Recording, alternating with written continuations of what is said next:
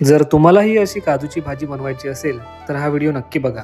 नमस्कार, मी धीरज. चला तर मग आज आपण बनवूया एकदम गावच्या पद्धतीने काजूची भाजी. कोयतीचा वापर करून मी पहिले काजू कापून घेतले. जर तुम्हाला अख्खा काजू काढायचा असेल तर एखादी टोकदार वस्तू घेऊन काजूच्या मध्यभागी एक कट मारा आणि त्याला उभा पकडून थोडा पुढच्या बाजूस कट मारा आणि पायाच्या अंगठ्याखाली दाबून अख्खा काजू बाहेर काढा. काजू कापून झाल्यानंतर मी त्याला सालीपासून वेगळं केलं. काजू काढताना हाताला चीक लागतो तेव्हा खोबरेल तेल घ्या आणि फडक्याने हात चांगले पुसून घ्या. काजू कापून झाले. आता मी मसाला बनवायला घेतलाय. पहिला कांदा, मग खोबरं आणि लसूण चुलीवरती चांगलं भाजून घेतलं. चला आता मसाला वाटून घेऊया.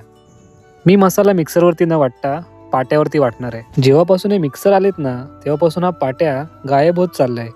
याच्यावर वाटलेल्या मसाल्यात एक वेगळीच चव आहे. काजूची सालं काढायची होती म्हणून थोडं गरम पाणी घेतलं, त्यांना त्याच्यामध्ये भिजवलं आणि मग त्यांची सालं काढून घेतली. याने सालं लगेच निघतात. आता मी भाजी बनवायला सुरुवात करतोय. थोडं तेल घेतलं, त्याच्यामध्ये मी टाकला कढीपत्ता आणि मग त्याला फोडणी दिली. फोडणी देऊन झाल्यावरती मी जो मसाला तयार केला होता तो त्याच्यामध्ये मिक्स करून थोडंसं तिखट, थोडीशी हळद आणि गरम मसाला टाकून घेतला. त्यानंतर मी त्याच्यामध्ये काजू टाकले आणि चांगले मिक्स करून घेतले.